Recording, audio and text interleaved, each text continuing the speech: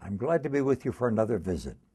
And I've moved you to another location today, or maybe I should say I've moved me to another location so that you can come here and visit with me.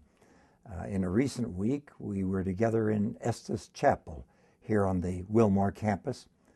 Today, we're in the president's office in the Wilmore campus. And I'm glad I can talk with you from here because I spend a very great deal of my time here. I wish that we could be sitting in here together. This is the next best thing, and I'm glad for it. There was a time in the Western world when everybody lived with special attention to the church calendar. I'm not sure how much the regular calendar meant to the people because the church calendar dominated their lives. Some of us, growing up, had our own memories of a church calendar. It wasn't the memory of the classical church calendar. It was the kind we experienced in the little churches or larger ones where we grew up. I'm thinking, for example, of the fact that most of us were very sensitive to the fact that Sunday came around once a week. And Sunday, for people in a simpler day, was something you prepared for on Saturday night with great earnestness. To have your clothes look as good as they could, to have yourself freshly bathed, so that when Sunday came, you would be at your best to appear in the house of God. We had something else in the church in my youth that was part of the calendar.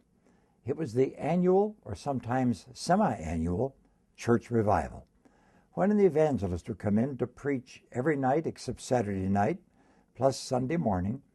And with that preaching, the evangelist would give the members of the church and all of the strangers who would come a chance either to give their life to Christ for the first time or to renew their walk with Christ. Then, as time went by, I came to experience what a lot of you have experienced too, and what most of you today probably take for granted. The traditional church calendar, that church calendar that has been part of the life of the church for centuries. A calendar that begins with Advent, preparation for the coming of Christ, and then moves gradually toward Lent and then the Lenten season, 7 weeks of preparing for Easter, and then post-Easter and preparing for Pentecost, and then the summer period that in many church calendars we call Kingdom Tide. And then all of a sudden, once again, we're looking toward Advent, the church calendar. As I begin to pastor with deeper and deeper earnestness, I looked to the Lenten season as a time when people could make special commitments to God. I saw it as harvest time, performing the same function for the church as revival services did in my youth and young manhood, a time when people would be a little bit more in earnest, a little bit more ready to be stirred Godward. I hope that you're having something of that kind of experience these days, because all of us, no matter how closely we walk with God, need some kind of incentive to go deeper still, or to reach higher still, or to have a greater breadth of life.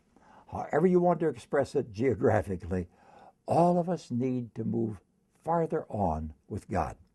And Lent gives a good chance to do just that.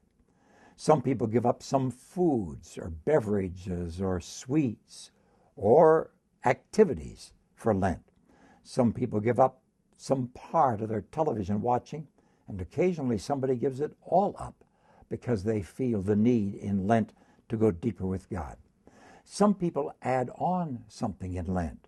That is, they do more praying, more Bible reading, or they find some devotional literature that will make them come closer to a deeper experience with God.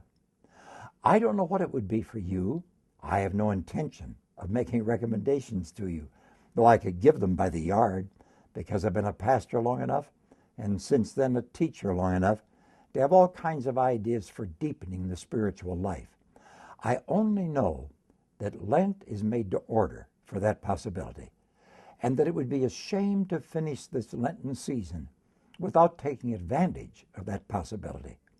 So I urge you in the weeks that remain between now and Easter that you will reach out after God more Bible reading, more prayer, more reading of some other kind of a devotional nature, or simply a new commitment of your whole person to God in Jesus Christ. Whatever it is, make this Lent special in your life, as I intend, please God, to do in my own. And may it all be, in the end, to the glory of God. That's my wish and prayer for you today. God bless you.